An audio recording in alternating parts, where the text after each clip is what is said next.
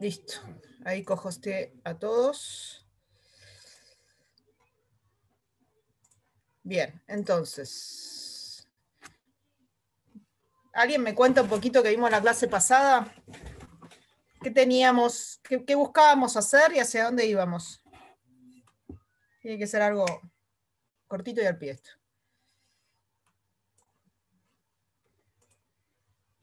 Ajá. Aplicar nuestro modelo a gases. ¿Por qué aplicamos nuestro modelo a gases? ¿Qué nos da permiso para hacer eso? ¿Cuál es la hipótesis?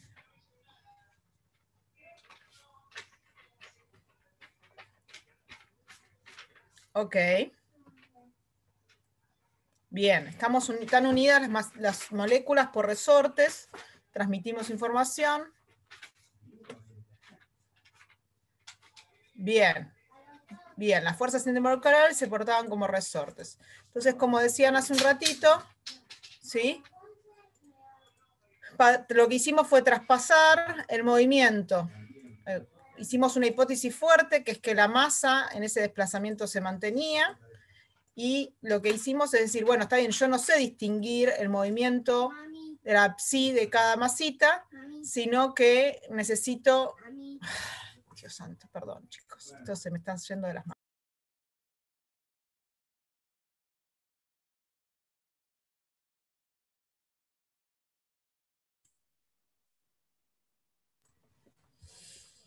Entonces lo que hicimos fue hacer la relación entre psi y dijimos algo que sea medible, y eso que era medible, usando la hipótesis de pequeñas oscilaciones, ¿sí? Que eso siempre, no sé por qué les trae algunos inconvenientes técnicos, pero uno piensa que lo que está haciendo es perturbar un poco las moléculas alrededor de su posición de equilibrio, y por eso estamos en la posibilidad de hacer Taylor y sacarnos de encima la no linealidad, que es algo que nos incomoda bastante, para poder sacar resultados que nos permitan hacer un análisis, ¿sí? Y entonces pudimos asociar la densidad con el desplazamiento, y a su vez también pudimos usar otra medida, otra magnitud que es mucho más medible, eso es lo que quería decir, que es la presión. Y conseguimos dos ecuaciones que relacionan la presión con la derivada parcial y la densidad con la derivada parcial de ¿quién? Del desplazamiento respecto de la posición. Vimos que todo esto cumplía con una hermosa ecuación de ondas, en la cual esto que está acá es la velocidad, ¿sí? En que se propaga el gas. Cada vez que yo cambie de sistema, tendré que ver cuál es la velocidad, qué son los parámetros característicos del sistema que hacen que yo tenga la velocidad de propagación en ese sistema. Si tengo un sólido, si tengo un gas, si tengo un líquido, si tengo ondas electromagnéticas o lo que sea que tenga. Resortes, bien. Bueno, eso es un poco de historia. Y llegamos a la cuenta también de que teníamos la necesidad de plantear extremos, ¿sí? Entonces, ¿qué tipo de extremos teníamos y qué características tenían estos extremos? Esto ahora ya es una pregunta para ustedes.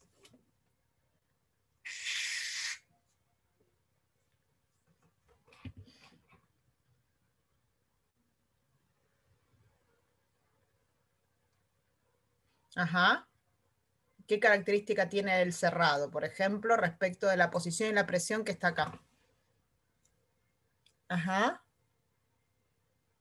Bien, en el cerrado la presión en los bordes es máxima, y eso lo mostró Milton incluso en su casa, ¿no? Porque agarró, cerró todo, puso el parlante, y si cuando se acercaba más a la pared, la amplitud era máxima, no había nunca un nodo de presión. O sea, ¿por qué? Porque el micrófono de la computadora de Milton, que es con lo que estaba censando, censa presión. Entonces tenía amplitud máxima contra la pared y nunca un nodo contra la pared, porque la pared es el extremo fijo. ¿Está bien? Perdón, aprovecho para decir por si no lo vieron, que yo subí los WAVs de grabar, de grabarme a mí caminando en línea recta, haciendo ese experimento. O sea, después me quedé después de la clase haciéndolo. Y lo pueden ver que en los extremos de esa línea recta no hay nodos. Y además está la explicación en el campus ya de cómo pueden hacerlo ustedes mismos y probarlo. Y está bueno que lo hagan porque también es interesante qué pasa cerca de las puertas, que no son paredes exactamente, sino que tienen una libertad más grande para vibrar, y etcétera, que se escuchan cosas interesantes. Buenísimo. Me encantó tu experimento, Milton. Entonces tenemos los extremos abiertos, que es todo lo contrario, ¿no? En los extremos abiertos tenemos que la presión es la misma que la presión externa, o sea, no hay variación de presión respecto de la presión de equilibrio, porque justamente si yo tengo todo abierto, la presión en el equilibrio está equiparada, ¿está bien? Entonces,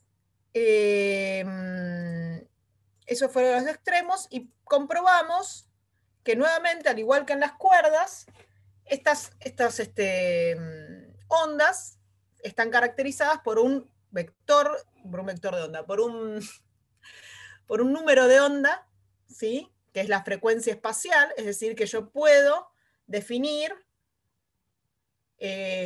una onda o varias ondas adentro del tubo, dependiendo de quién es el tubo de longitud L, y eso lo comprobamos con los instrumentos musicales, ¿sí? Con este mini tromboncito que tenía acá en la clase, con los instrumentos de viento de Lelutier y demás.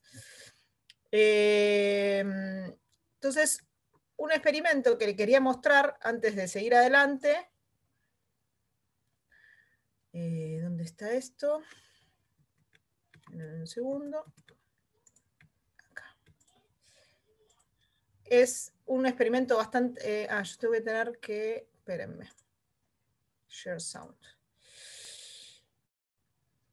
Escuchen esto.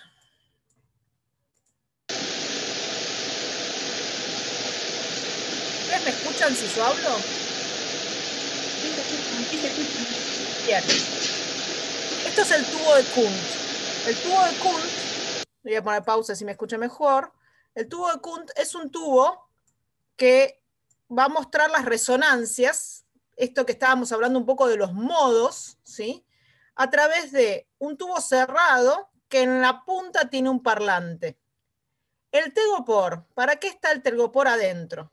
Porque yo claramente no puedo visualizar, ¿qué es lo que no puedo visualizar? Las moléculas. Entonces, lo que voy a hacer con el telgopor que flota es permitirle aumentar la densidad o no aumentar la densidad, ¿sí? Porque está distribuido más abiertamente, según cuál sea la presión que yo tengo del gas localizada. ¿Está bien?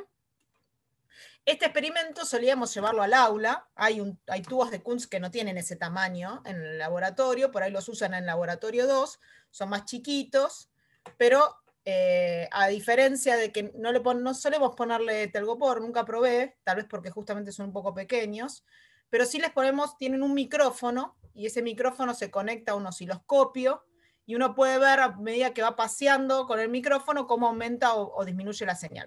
Que es un poco lo que hizo Milton, ¿sí? O sea, Milton hizo como un gran tubo de Kundt de su comedor, ¿sí? Esto es como el experimento demostrativo por excelencia.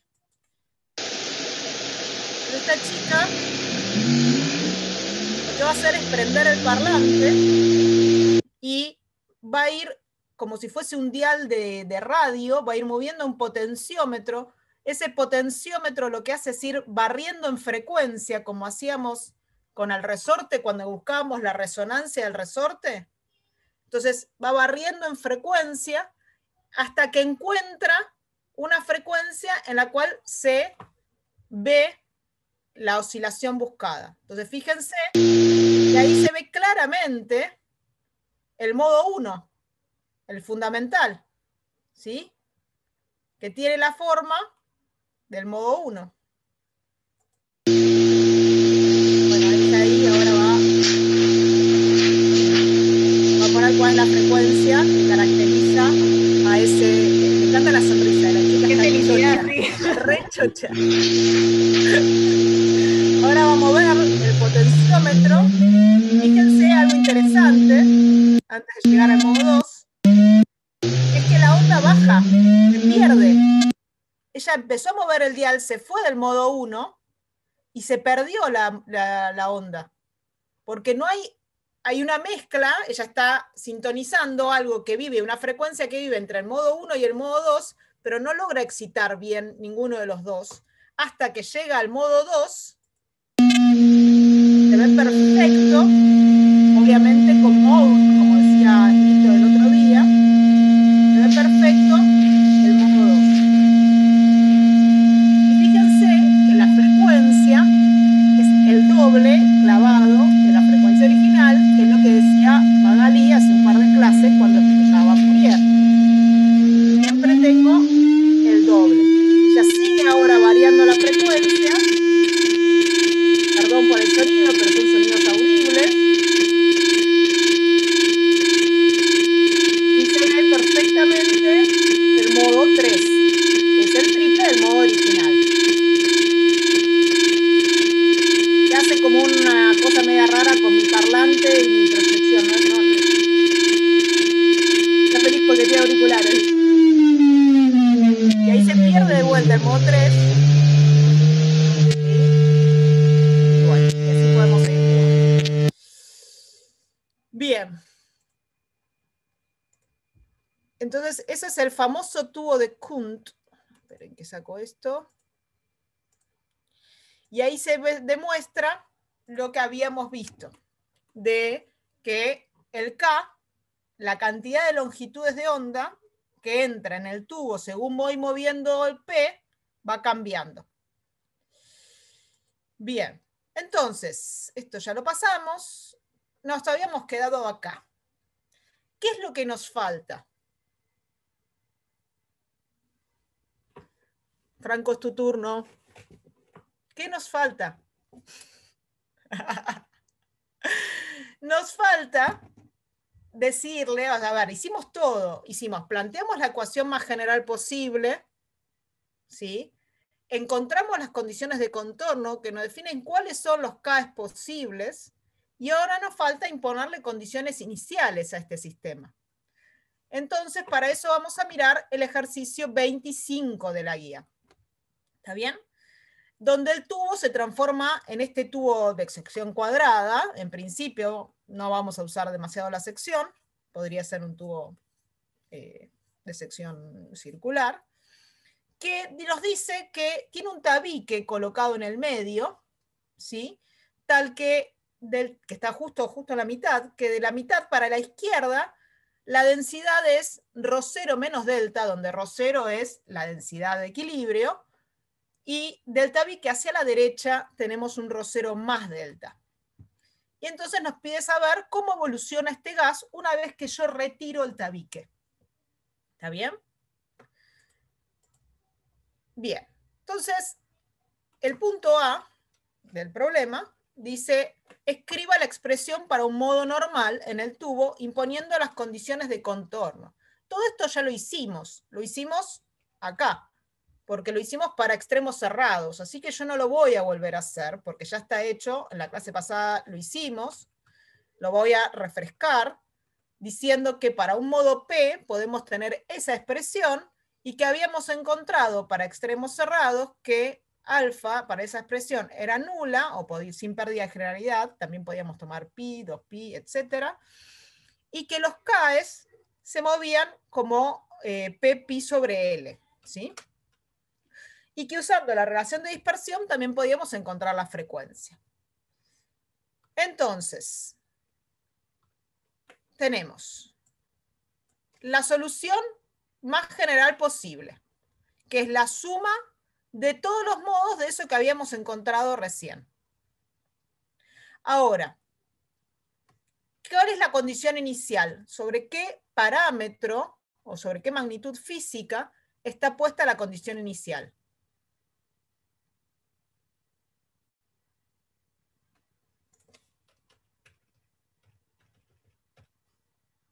Densidad. Estaba puesta sobre la densidad. Entonces, ¿me conviene seguir trabajando sobre la psi, sobre el desplazamiento? ¿O me conviene cambiar?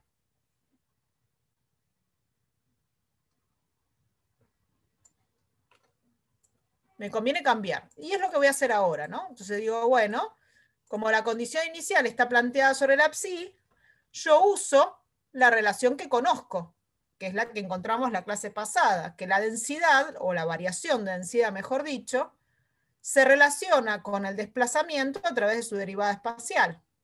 Nada, derivo, es una operación sencilla, derivo este seno, sale el P sobre L para afuera, y junto con el ρ0 y el menos, que está por acá, defino una nueva amplitud a la que vamos a llamar A sub ρ, que va a cambiar para cada modo. O sea, va a haber uno de estos A sub ρ para cada modo P.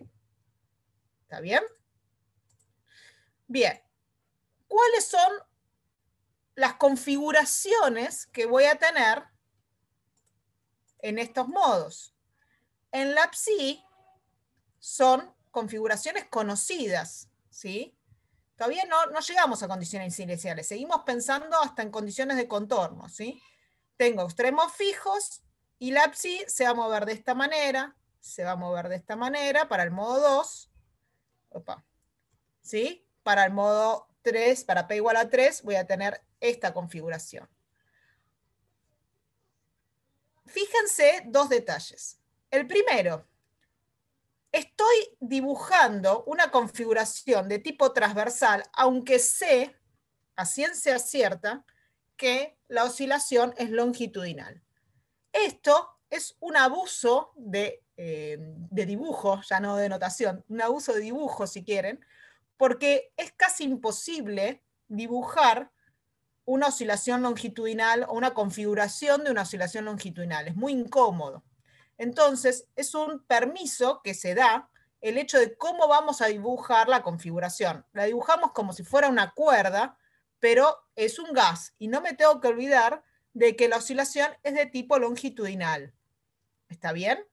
Esto lo que me implica es tengo mayor, si quieren es como una función más que nada, tengo mayor desplazamiento de las partículas en el centro y menor en las puntas. En el modo 1, mayor acá y acá, y 0 en el centro. Estamos hablando de desplazamiento.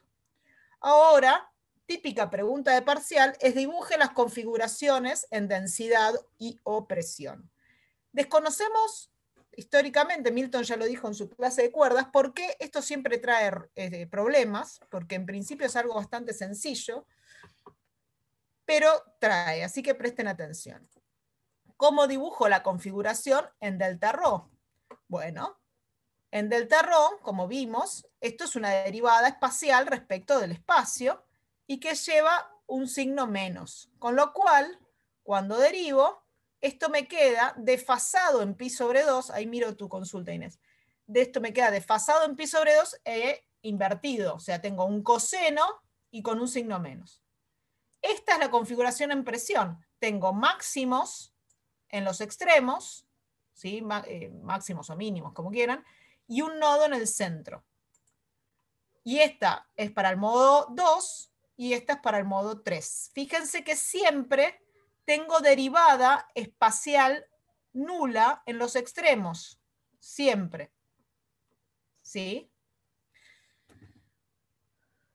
Sí, claro, Inés, que podrías, pero me parece bastante engorroso. Al menos para mí.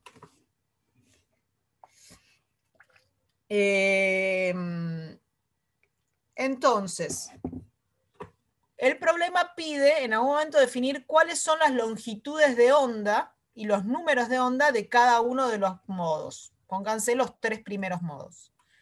Entonces, si el número de onda que encontramos por condiciones de contorno era P sobre L, lambda, Magalí en la clase pasada o la anterior, ya no me acuerdo, lo dijo específicamente, es, en analogía con el periodo temporal, 2pi sobre k. Acuérdense que el periodo temporal es 2pi sobre omega.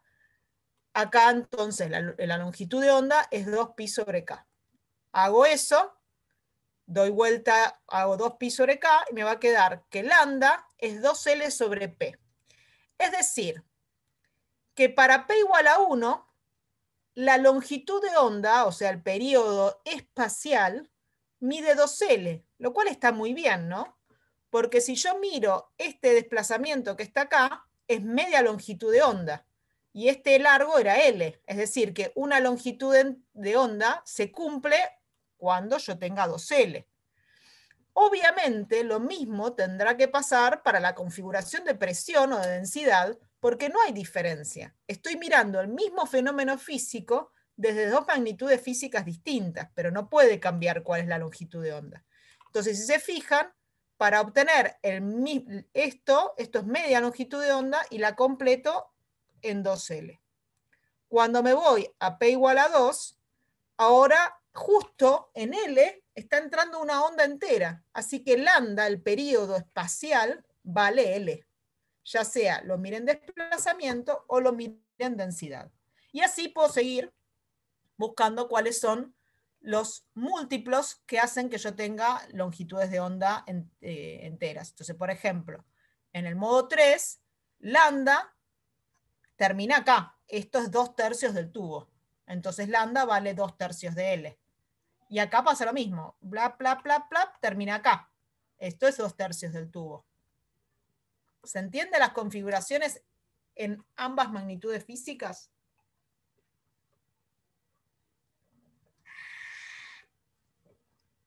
Bien. Como dice Milton, uno me alcanza para seguir. Entonces, no me acuerdo si fue Milton Magalino, alguien dice eso. Vamos a las condiciones iniciales. Ya tengo todo. ¿Sí? Tengo el tubo, tengo la ecuación más general posible, ahora la quiero especificar. Digo, la voy a soltar así. Voy a dejar evolucionar este gas de esta manera. Entonces tengo que pasar esto, que es un dibujito, a alguna expresión más de tipo matemática. Entonces hago mi esquema de matemática y, perdón Inés,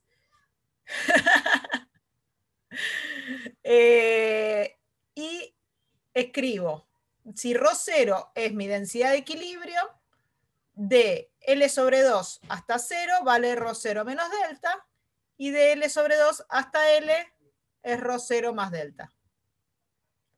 Ahora, pregunto, ¿puedo trabajar con este gráfico, con esta función partida como condición inicial?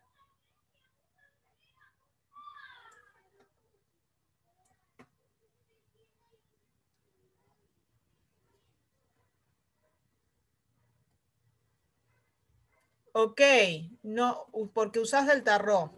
Ojo con lo de no es continuo. Acuérdense que esto es una... no hay problemas con esto, porque es una función diferenciable. No es un problema el escalón, ¿sí? Y Matías tiene toda la razón del mundo. Lo que necesito es usar delta rho, ¿sí? Porque acuérdense que la relación entre psi y la densidad es a través de la variación de densidad. Entonces, ¿qué es esto que estoy escribiendo acá? Yo conseguí delta rho. Yo ya tengo escrito delta rho. Entonces, lo que hago es traspasar de rho a delta rho, simplemente restando la posición de equilibrio. Y ahora sí, tengo la condición inicial que necesito trabajar. Y una vez que la tengo en gráfico, la escribo efectivamente como función partida.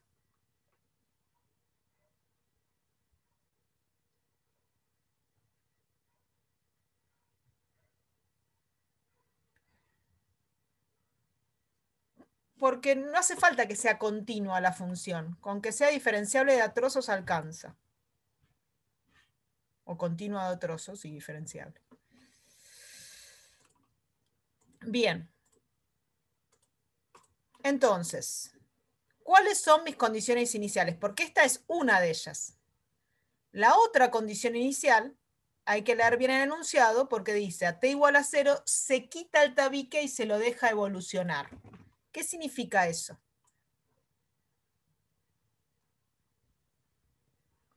Velocidad inicial nula, dice Flor, estoy de acuerdo, pero velocidad inicial nula respecto de qué parámetro, de qué magnitud física. En principio lo único que sé es de la psi. Yo sé que cuando retiro son las psies las que evolucionan, no sé cómo evoluciona la presión. Entonces tengo que ver si esta derivada en tiempo cero, nula, ¿sí? ¿Y qué implica sobre la presión? Y eso es lo que vamos a hacer ahora. Esta cuenta es una cuenta muy sencilla, pero una vez que la hacemos, después pueden usarla todas las veces, no tienen que probarla cada vez. Bien, entonces, ¿cómo llevamos la condición inicial de psi punto en tiempo igual a 0, 0 a densidad? Fíjense lo siguiente, esto es lo que yo conozco. Ahora, si yo quiero diferenciar delta rho, o sea, la variación de densidad, eso significa derivar respecto del tiempo la variación de densidad. Pero la variación de densidad, a su vez, es una variación espacial de psi. Es decir, que yo puedo escribir esto de esta manera. ¿Por qué puedo escribirlo como la variación temporal de psi respecto de x? Porque esto no tiene, o sea, x no depende del tiempo y el tiempo no depende de x. Entonces son intercambiables esas derivadas parciales. Puedo derivar primero respecto de una y después respecto de la otra, que no voy a tener ningún problema. Entonces, en vez de derivar primero respecto de x, meto la derivada parcial respecto del tiempo y me va a quedar psi punto derivada respecto de x. Es decir, la derivada espacial de la velocidad. Ahora, yo ya sé que la velocidad es 0.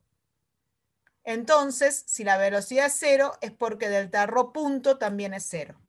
Entonces, decir que se retira el tabique y se deja evolucionar, es decir, que la velocidad de psi es 0 y que delta rho, velocidad, es 0 y que, por consecuencia, pueden hacer la misma cuenta, delta p, punto, también va a ser 0. Qué conveniente, estoy de acuerdo con vos, Florencia. Bien. Bien, entonces ahora sí, por fin puedo empezar, porque hasta ahora no podía empezar. Ojo ahí, bien Patricio, el tabique no es un extremo cerrado. El tabique es lo que define mi condición inicial, porque yo al tabique lo retiro. Entonces el tabique nunca está cuando oscila el sistema. ¿Me seguís, Patricio, la idea? Este tabique que está dibujadito acá, acá el sistema está en equilibrio tal que esta parte está en esta densidad y esta parte está en esta densidad, como el dedo en la guitarra, tal cual. O como hacer así y estirar la guitarra así, darle una forma de triangulito y la dejo y la suelto. ¿Sí? Acá es lo mismo. Pongo el tabique, lo saco, ya no está más el tabique. Es la manera de imponerle condiciones iniciales al gas. A los gases en general es con tabiques. Exacto. Bien.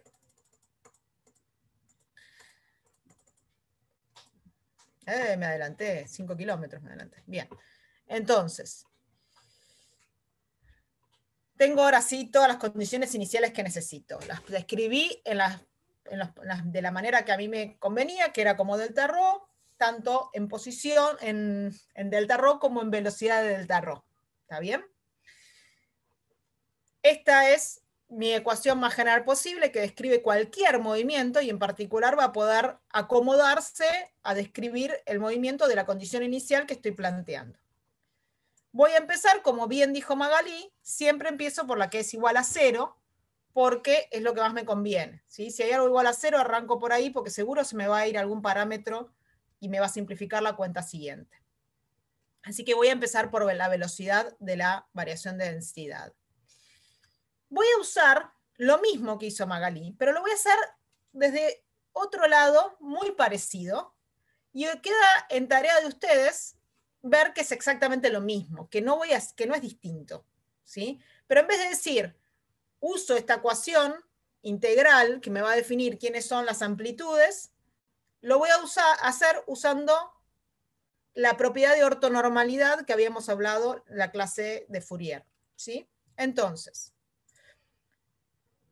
derivo esta ecuación y la evalúo en t igual a 0, que es la condición inicial de velocidad para la densidad. Y ahora voy a aplicar la ortonormalidad, es decir, de este lado de la ecuación y de este lado de la ecuación voy a multiplicar por el coseno de KQX, o sea, el mismo coseno que tengo acá, que era el coseno con los KP, pi sobre L que habíamos encontrado, pero con otro índice, un índice Q. O sea que yo no estoy haciendo nada en realidad a la ecuación, ¿no? Si tenía esta ecuación, tengo esta misma de este lado multiplicado por coseno de los dos lados. ¿Estamos todos de acuerdo que no cambié nada?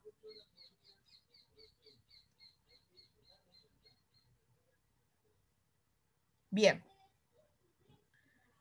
Entonces, este lado, el izquierdo, vale 0. ¿Por qué vale 0?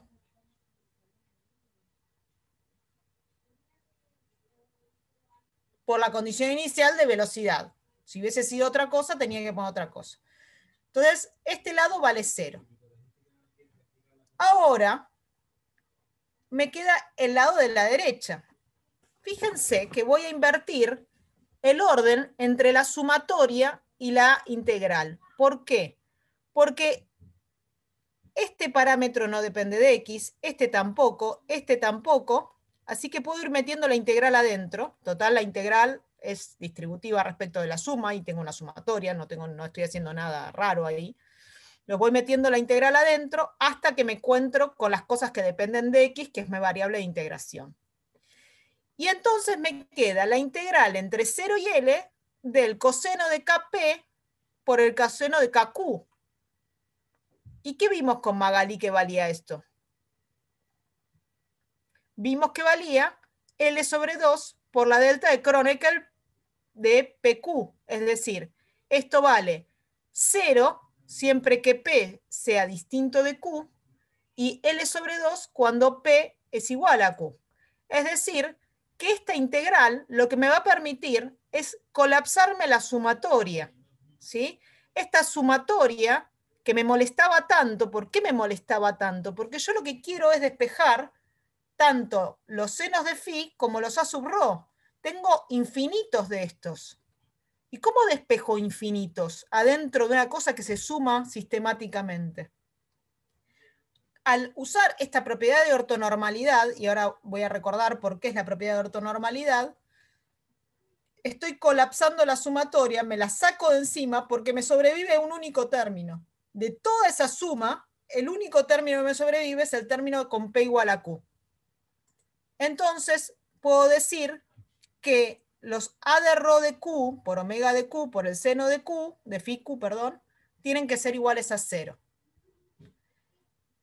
¿Qué pasa con esto? Que es igual a 0, que es lo único que puede ser igual a 0, siempre. Phi. Entonces, sin pérdida de generalidad, puedo definir que todos los phi q's son ceros y listo. Este paso es el mismo paso que hizo Magalí la clase pasada diciendo, ella se encontraba con esta ecuación y decía, bueno, los A sub rho se pueden definir con esta integral. Y hacía la integral y despejaba las A sub rho. Es lo mismo, no es que lo resolvió en general o no. Lo hizo por una vía que es la misma, pero contada de otra manera, porque ni siquiera es otra. Ella escribió la integral y yo estoy multiplicando ambos lados para que me quede la integral. Esta es la demostración que hizo Ricardo. Exactamente. ¿Sí? A ver, yo lo que tengo es una ecuación que son infinitos modos, ¿sí? Fíjense, trato de contestar la pregunta de Patricio. ¿Por qué tengo infinitos modos y los puedo escribir como suma, como combinaciones lineales? Porque cada uno de esos cosenos forman, si quieren, un elemento de la base de infinita. Entonces, todos estos cosenos cumplen justamente con eso que había contado Candela, alguna clase, ya no me acuerdo cuál, en donde justamente el producto interno, que es este producto interno, es la definición de producto interno de ortogonalidad entre funciones ahora, el producto interno de estas dos funciones da 0 salvo que sea el mismo. Entonces, justamente por eso tengo la opción de, ¿cómo es? de escribir la combinación lineal, porque si no estaría escribiendo cosas que son LD, y yo necesito que sean todas cosas LI. Y son LI justamente porque se cumple esta integral. Entonces, estoy usando en realidad la misma explicación que usamos, que venimos usando en forma implícita desde el principio. ¿Por qué son combinaciones lineales? Son combinaciones lineales porque forman una base. Cuando eran masitas, formaban una base discreta, ahora tengo una base continua. Agrego que esa integral se puede Dale. hacer. Yo diría que la hagan en algún momento. Claro, es la que de alguna manera escribió Magalí en clase. Si no me equivoco, escribiste la del coseno. No sé si la del coseno o la del seno. No me acuerdo. Yo tampoco. También estaba la justificación gráfica como para terminar Sí. de interiorizarlo, qué sé yo. Sí, eso está muy bien. Pero háganlo. Prueben a hacer la del coseno, si tienen la del seno ya. Sí, no es difícil. No entendí tu consulta, Ale, o no sé si alguno de los chicos la entendió. Básicamente pidiendo que lo que te quedó para la derivada de delta rho sea cero, no podés sacar que todos los phi tienen que ser igual a cero. No, porque vos podrías decir, antes, si no aplicas Fourier, vos podrías decir que tengo maneras de lograr que esto valga cero, sin necesidad de que sean los phi es igual a cero. Es una opción fácil, la primera que uno ve a la primera vista, digamos, ¿no?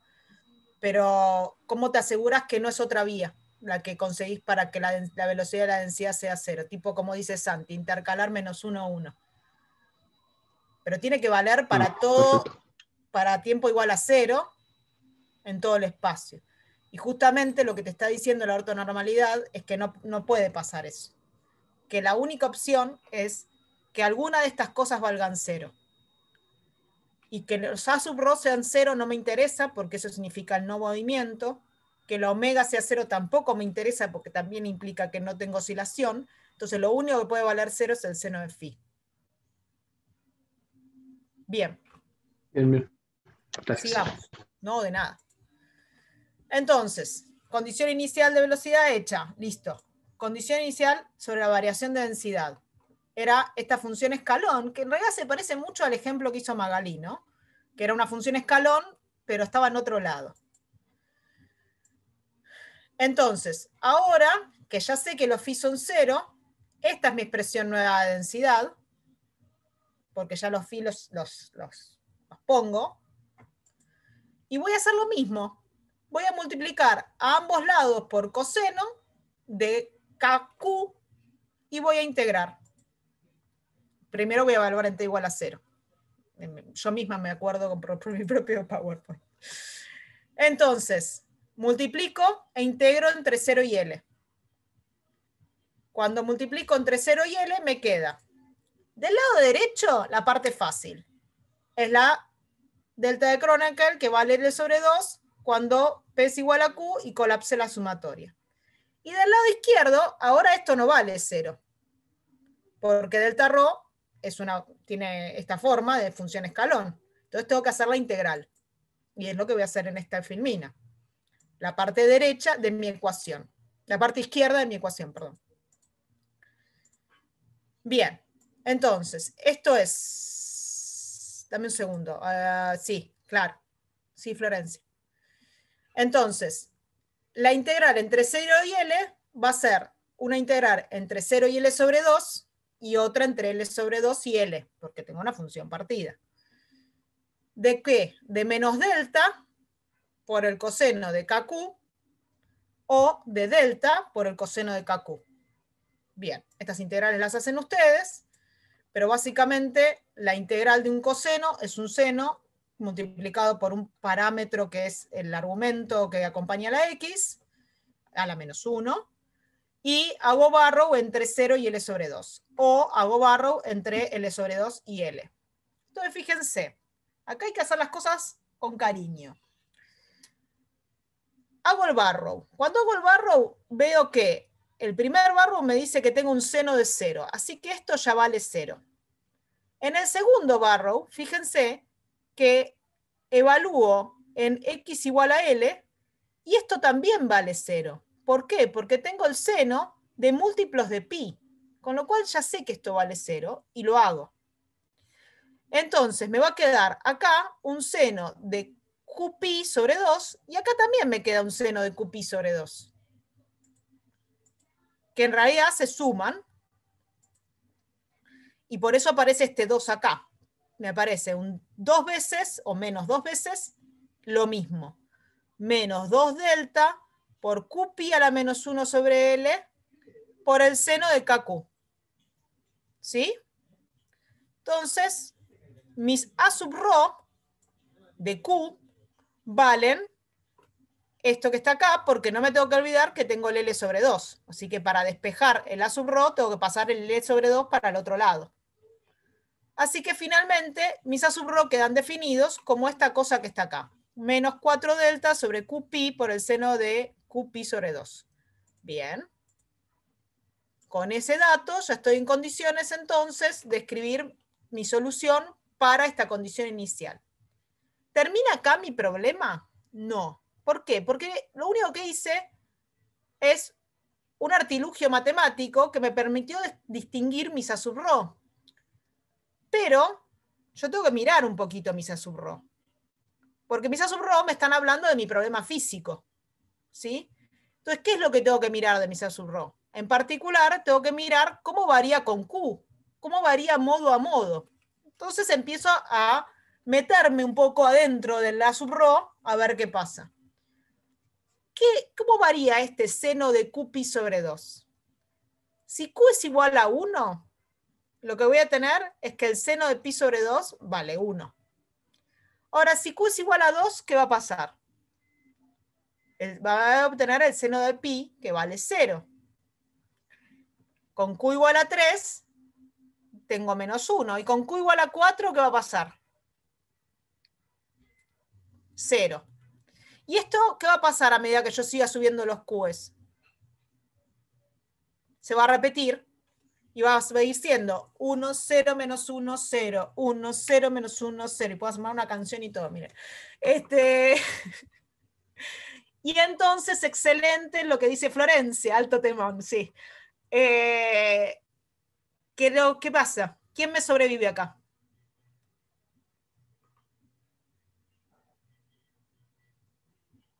Los impares. Exactamente. Y está bien que me sobrevivan los impares. O sea, no es momento, es el momento en el que yo me tengo que preguntar, ¿por qué? ¿Por qué los pares se van y los impares me quedan?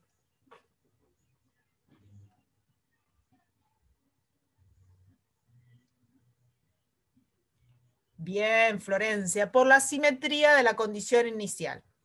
Más allá de que ahora vuelvo cómo escribí esto,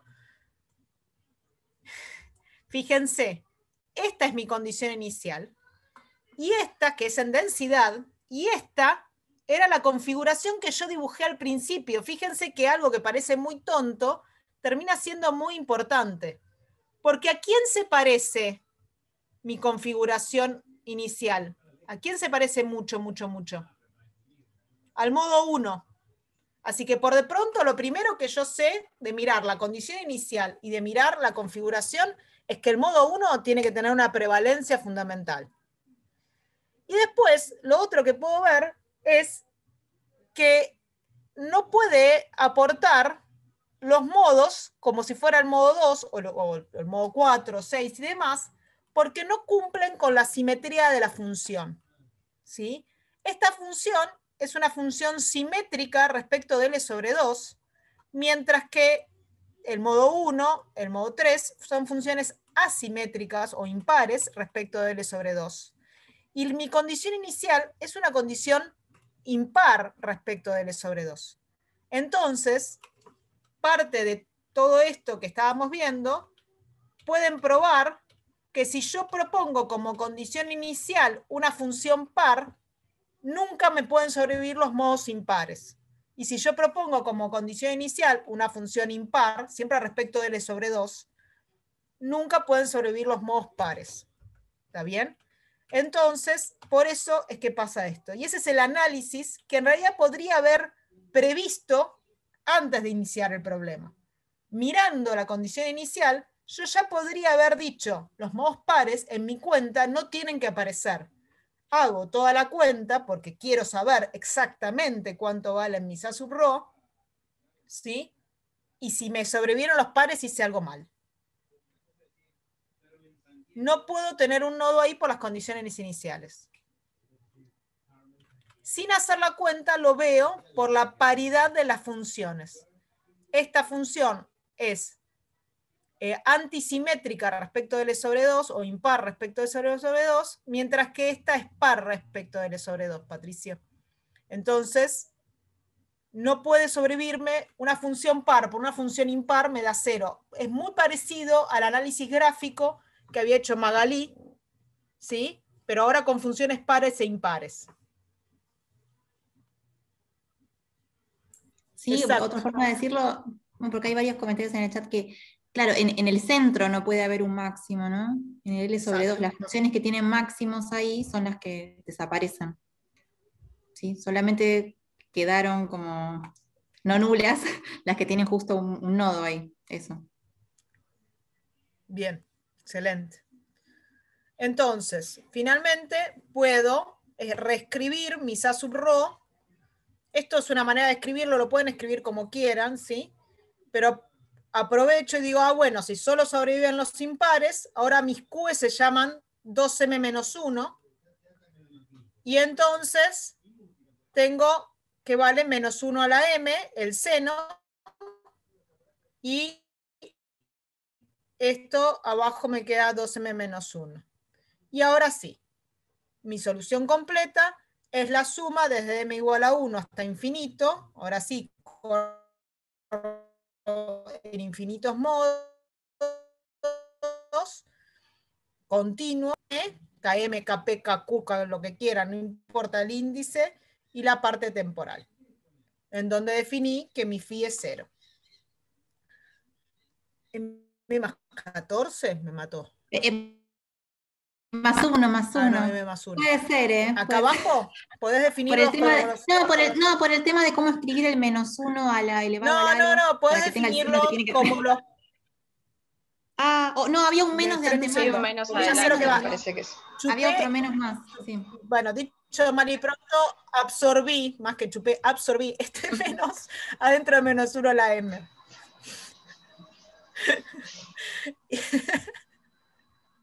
¿Está bien? Y este... No, está muy bien que tenga la policía matemática. Y este me queda como 2m-1 corriendo desde m igual a 1. Entonces me queda acá un número positivo. Sí, totalmente, perdón. Perdón. Magalí se puso colorada y yo no. Bien. Listo. Ahí terminó mi problema. ¿Quedó claro entonces? Dice B adentro del coseno, sí, de B de velocidad. ¿Puedo hacer un comentario? Por ahí ayuda. Que lo que pueden ver es que si miramos las amplitudes de cada uno de los términos, el que más contribuye es el primero, que es el más parecido a la función. Me había olvidado de eso, que también puedo ver eso. Que justamente Q, como había explicado Magalí, va como la inversa. Entonces, el que más pesa, como está aclarando Candela muy acertadamente, es el de Q igual a 1, que es lo que habíamos visto mirando la función. Entonces, el corolario, hablando de matemática, el mensaje que quiero que se lleven, o moraleja, es miren con cariño la función, el dibujito que tienen de la función, y miren con cariño las configuraciones, y traten de pensar qué es lo que va a pasar antes de hacer la cuenta. Y una vez que hagan la cuenta, fíjense que lo que ustedes pensaron se corrobore o no, y si no se corrobora, pregúntense por qué se equivocaron, ya sea en el pensamiento original o en la cuenta. Tienen que ver. A medida que vayan haciendo ejercicios, van a ir ganando pasta para ver qué es lo que tiene que pasar. Una cosa que quiero aclarar, y ahora voy por todos los cosas del chat, es que quiero preguntar en realidad, ¿por qué en el ejercicio que resolvió Magalí esto no pasaba? La carita de Magalí me gusta. Porque no había una simetría. Florencia está afiladísima. Porque no había una simetría. Exactamente. Vamos a abrir el ejercicio de Magali un segundo. A ver que lo encuentro. Espérenme un segundo. Docencia Física 2, 2021. Clase de Magali. No la tengo. Pero me cacho la guía.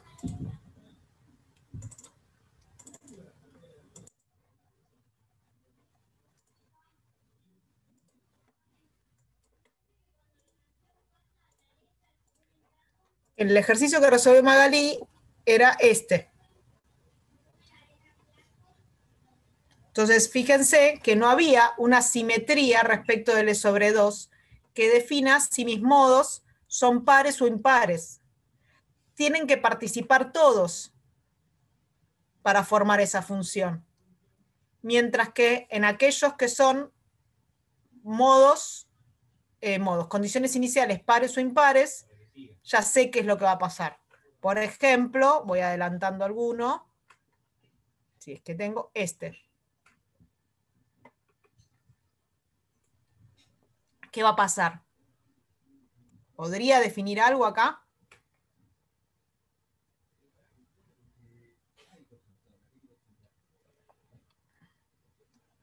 Necesita todos los modos, dice Inés, efectivamente.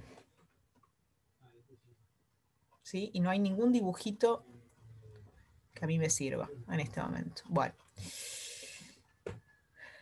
Entonces, este necesita todos los modos, el que resolvió Magali necesita todos los modos, mientras que este, que no se nota porque es un dibujito hecho en tubo, es un dibujo simétrico, perdón, antisimétrico, y solo necesita los modos impares.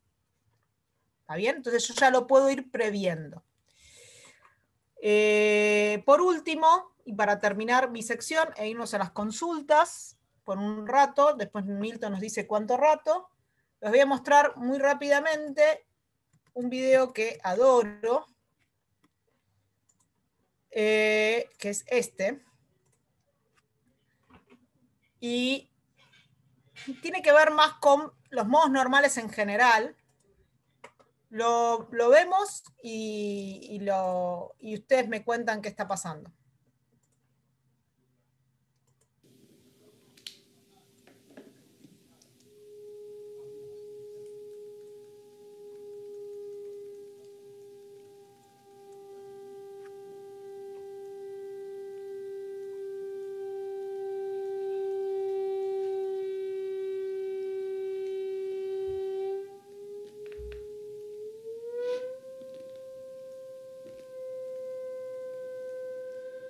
So hopefully you can see the result of the standing wave in the flames. So these points are the nodes, here and here. These are the antinodes. So these points, the nodes where the flames are small, those are the points where the pressure isn't varying very much at that point. There ones. I swept through a few there. Let's see what we've got.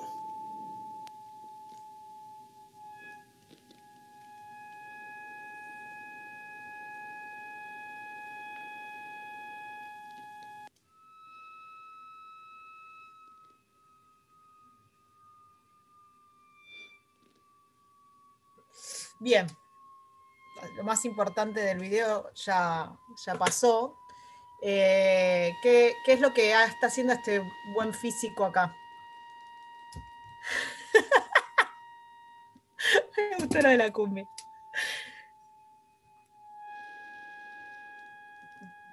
¿Por qué está localizada esas llamas en esos puntos? That is the Rubens tube. So what's all this got to do with the sound that something makes when you hit it?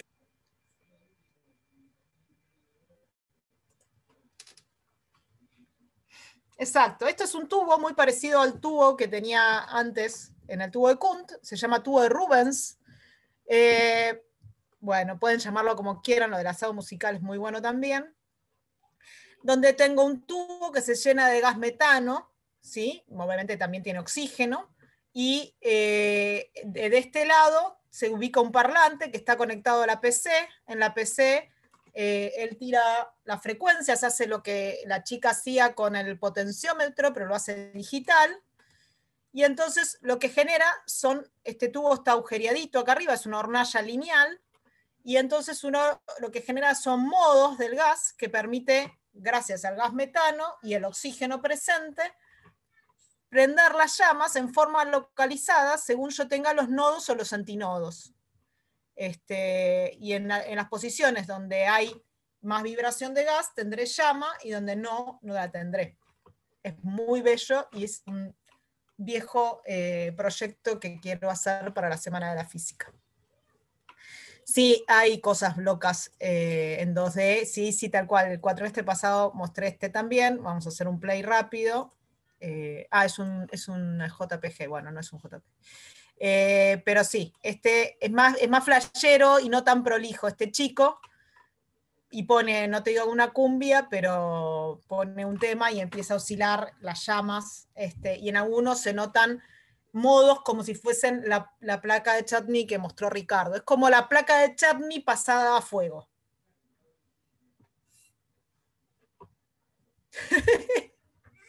¿Está bien?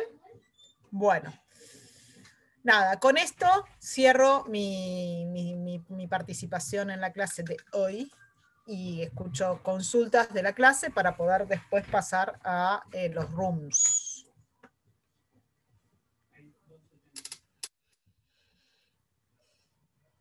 Y es como más llamativo, Santi. Es como, a ver, es una manera de mostrar el fenómeno de otra vía, con otra vía, y es como... me llama la atención. Che, Martín, no vale que me spoilees.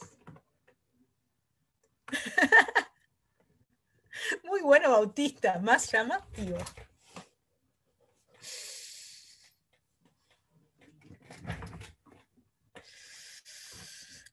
Bueno, consultas de la clase de hoy. Hoy es el último ejemplo de Fourier que vamos a hacer. Así que tienen toda la guía. Hoy terminamos la guía 1, ¿no, Milton? Sí, hoy terminamos la guía 1. Sí. Así que tienen toda la guía para hacer.